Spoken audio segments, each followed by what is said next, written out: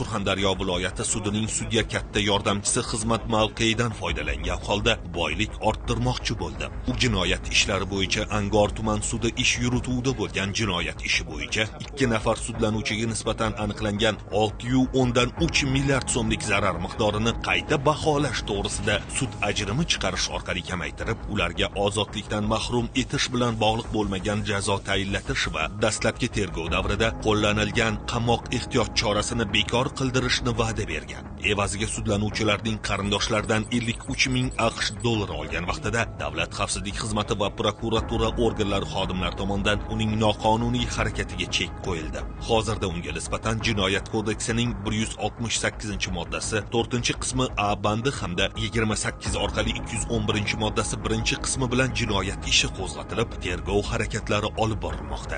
Hurmatli fuqarolar, kundalik hayotda shu kabi qonun buzilish holatlariga duch kelsangiz, Davlat xavfsizlik xizmatining 1520 qisqa raqamiga qo'ng'iroq qilib xabar bering. Shaxsingizning sir saqlanishi kafolatlanadi.